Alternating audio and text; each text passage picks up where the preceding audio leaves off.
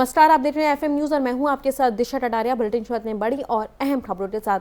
पूर्वी दिल्ली से बीजेपी सांसद और पूर्व क्रिकेटर गौतम गंभीर को जान से मारने की धमकी दी गई है। गौतम गंभीर ने दिल्ली पुलिस में शिकायत दर्ज कराई है और बताया कि उन्हें आईएसआई कश्मीर से जान से मारने की धमकी मिली है। आपको बता दें कि डीसीपी सेंट्रल श्वेता चौहान ने कहा कि इस बात की जानकारी मिलते ही हमने मामले की जांच शुरू कर दी है। उन्होंने कहा कि फिलहाल मामले की जांच चल रही है। इसके अलावा उन्होंने ये भी बताया कि सेफ्टी के लिए गंभीर के घर के बाहर सुरक्षा बढ़ा दी गई है और बता दें कि गौतम गंभीर हमेशा कट्टरपंथ के विरोध में लगातार बोलते रहे हैं। इसके बीच आपको बता दें कि गौतम गंभीर जो पूर्वी दिल्ली से सांसद हैं बीजेपी से, उन्हें जान से मारने की धमकी दी है। उन्होंने आरोप लगाया कि आईएसआई कश्मीर से उनको जान से मारने की धमकी मिली है, जिसको लेकर उन्होंने एफआईआर दर्ज करा दी है, जिस पर आपको बता दें कि प्रशासन की तरफ से बयान सामने आया है कि उनके घर की सुरक्षा को बढ़ा दिया गया है।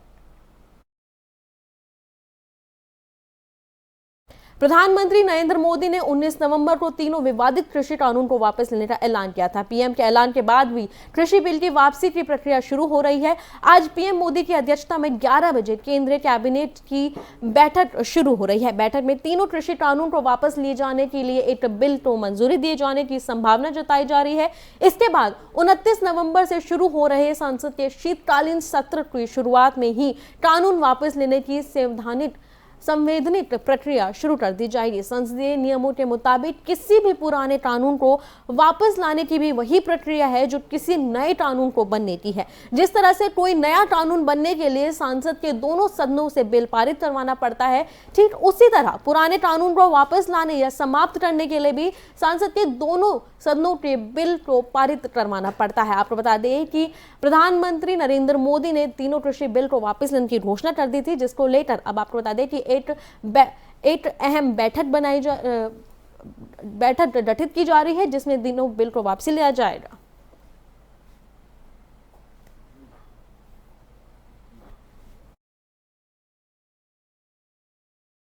बढ़ते अगली खबर की ओर। पश्चिम बंगाल की मुख्यमंत्री और टीएमसी प्रमुख ममता बनर्जी आज प्रधानमंत्री नरेंद्र मोदी से मुलाकात करेंगी। इस मुलाकात के दौरान वे त्रिपुरा हिंसा और बीएसएफ का अधिकार क्षेत्र बढ़ाए जाने का मुद्दा उठा सकती है। बता दें कि ममता अपने दिल्ली दौरे के दौरान पीएम मोदी के साथ बीएसएफ के अधिकार क्षेत्र, त्रिपुरा हिंसा और राज्य के विकास से जुड़े मुद्दों पर चर्चा कर सकती है। आपको बता दें कि बीएसएफ को पहले पंजाब, पश्चिम बंगाल और असम जैसे राज्यों में 15 किलोमीटर तक कार्रवाई करने का अधिकार था। उसे अब केंद्र या राज्य सरकार की अनुमति के बिना अपने अधिकार क्षेत्र को 50 किलोमीटर तक बढ़ाने के लिए ही अधिकृत किया गया है। पंजाब के साथ पश्चिम बंगाल की सरकार इसका विरोध कर रही है।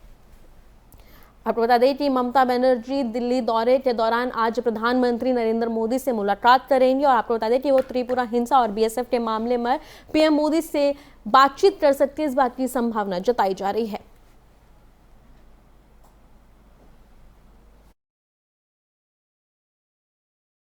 अखिलेश यादव ने सोशल मीडिया के माध्यम से आरएलडी के साथ होने वाले गठबंधन को लेकर एक संदेश दिया है। अखिलेश ने जयंत चौधरी के साथ मुलाकात की एक तस्वीर साझा करते हुए लिखा, जयंत चौधरी के साथ बदलाव की ओर, जिससे यह माना जा रहा है कि दोनों के बीच सीटों के बंटवारे को लेकर सब तय हो सकता है। लखनऊ में सपा के राष्ट्रीय अध्यक्ष अखिलेश यादव और आरएलडी के प्रमुख जयंत चौधरी की मुलाकात हुई। सूत्रों का कहना है कि करीब 2 घंटे के बाद भी करीब 36 सीटों को लेकर सहमति बनी हुई है। इनमें वेस्ट यूपी, मेरठ, बागपत, मुजफ्फरनगर समेत अन्य जिलों की सीटें शामिल हो सकती हैं। वहीं अखिलेश ने दोनों की तस्वीर ट्वीट करते हुए लिखा है कि जयंत चौधरी के साथ बदलाव की ओर। जयंत चौधरी ने अपने ट्वीट अकाउंट से जानकारी दी है। इसमें लिखा था कि बढ़ते कदम।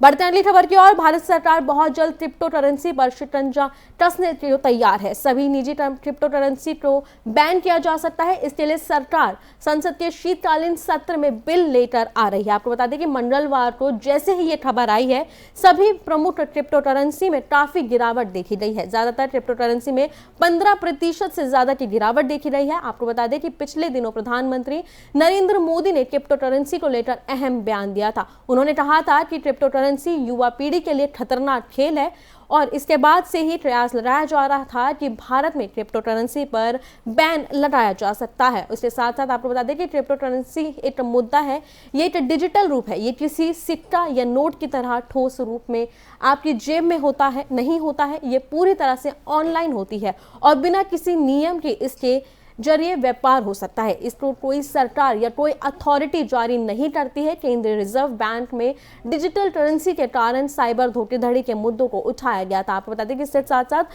साल 2018 में आरबीआई ने क्रिप्टो करेंसी के लेन देन का समर्थन करने को लेकर बैंकों को वित्तीय संगठनों को प्रतिबंध कर दिया था। आपको बता दें कि क्रिप्टो करेंसी जल्द बैन हो सकती है। भारत में इसको लेकर प्रयास लगाए जा रहे हैं कि आने वाले सत्र में इसको लेकर चर्चा की जाएगी।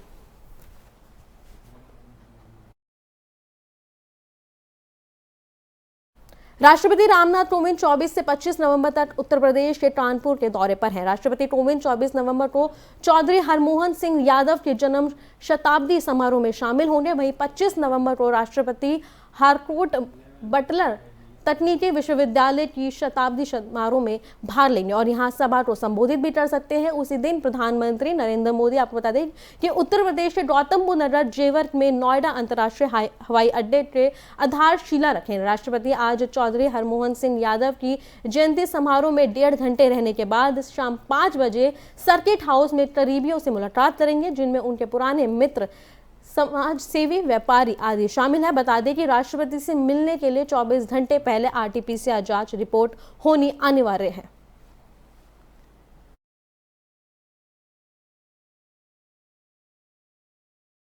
तो वहीं अगली खबर हिमाचल प्रदेश से है, जहां के सोलन जिले में भीषण हादसा हो गया। इस हादसे में परवाणु इलाके की एक 4 मंजिल इमारत जमीन दोज हो गई। आपको बता दें कि परवाणु सेक्टर 2 की बताई जा रही है ये बात, और इसके साथ मकान गिरने के दौरान 3 मजदूर अंदर काम कर रहे थे। इस घटना में एक मजदूर की मौत हो गई, जबकि अन्य घायलों को तुरंत इलाज के लिए अस्पताल में भर्ती कराया गया।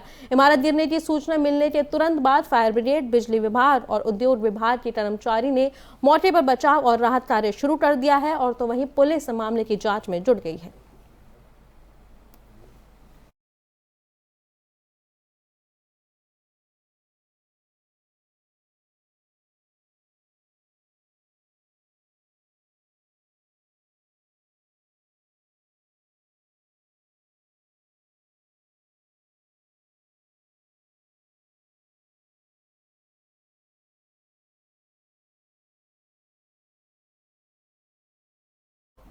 खबरों का सिलसिला इसी तरह जारी रहेगा, लेकिन वक्त हो चला एक छोटे से ब्रेक का।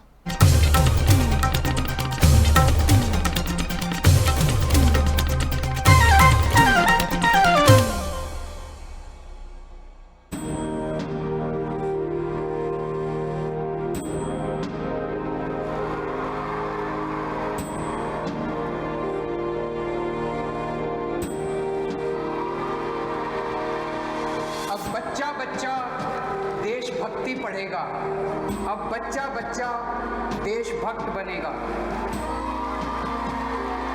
दिल्ली के स्कूलों में हमने देशभक्ति पाठ्यक्रम पढ़ाना शुरू किया है। जब हर बच्चा भारत माँ का वीर सपूत बनेगा, तभी बनेगा भगत सिंह के सपनों का भारत, तभी बनेगा बाबा साहब के सपनों का भारत।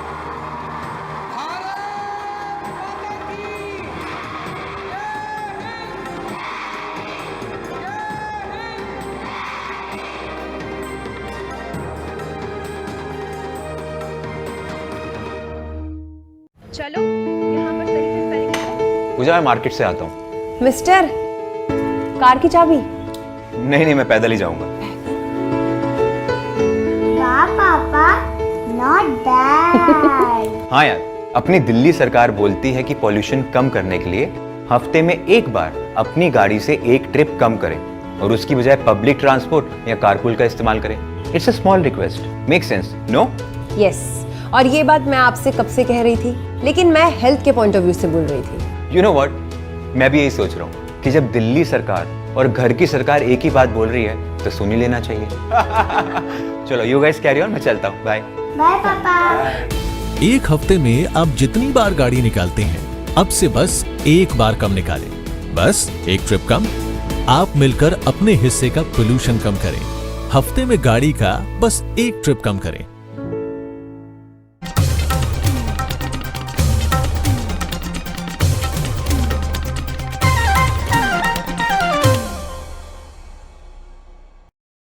ब्रेक के बाद एक बार फिर स्वागत है आपका। पढ़ते हैं खबरों की ओर। दुनिया भर में कोरोना का कहर जारी है, लेकिन भारत में कोरोना मामलों में गिरावट जारी है। बता दें कि स्वास्थ्य मंत्रालय की तरफ से इसी क्रम में ताजा आंकड़े जारी किए गए हैं। 24 घंटों में कोरोना के 9,283 नए केस सामने आए हैं। वहीं अगर बात की जाए मौतों की तो 447 लोगों की मौत भी हुई है। इस बीच 10,950 मरीज ठीक होने के बाद खबर सामने आई है। बता दें कि ताजा आंकड़ों के मुताबिक 537 दिनों में सबसे कम केस दर्ज किए गए हैं। आपको बता दें कि कोरोना ने अपना कहर बरपाना थोड़ा कम कर दिया है। भारत में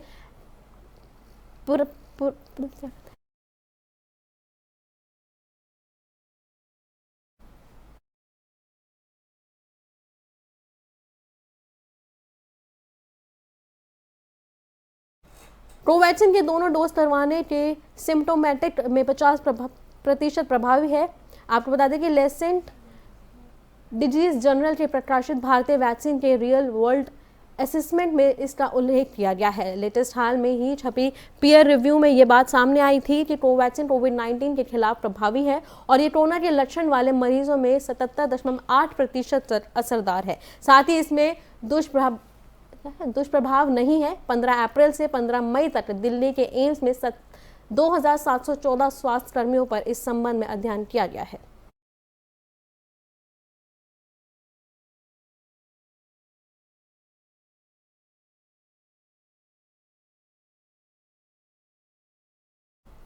पाकिस्तान के एक वरिष्ठ नौकरशाह ने सोशल मीडिया प्लेटफॉर्म पर देश की सरकार और अफगानिस्तान में तालिबान की सरकार के बीच समानता दिखाई है। इस पर पाकिस्तान के प्रधानमंत्री इमरान खान ने अब नौकरशाह के खिलाफ कार्रवाई की है और इसी कड़ी में वरिष्ठ नौकरशाह के खिलाफ जांच के आदेश दिए गए हैं। मीडिया रिपोर्ट्स में इसकी जानकारी दी गई है। रिपोर्ट्स के मुताबिक एस्टैब्लिशमेंट डिवीजन के जारी आरोप में एक बयान में अनुसार कैबिनेट डिवीजन के एक वरिष्ठ संयुक्त सचिव के खिलाफ जांच के आदेश दिए गए हैं। तो वहीं अब इस कार्रवाई को लेकर विश्व में इमरान सरकार की किरकिरी भी हो रही है।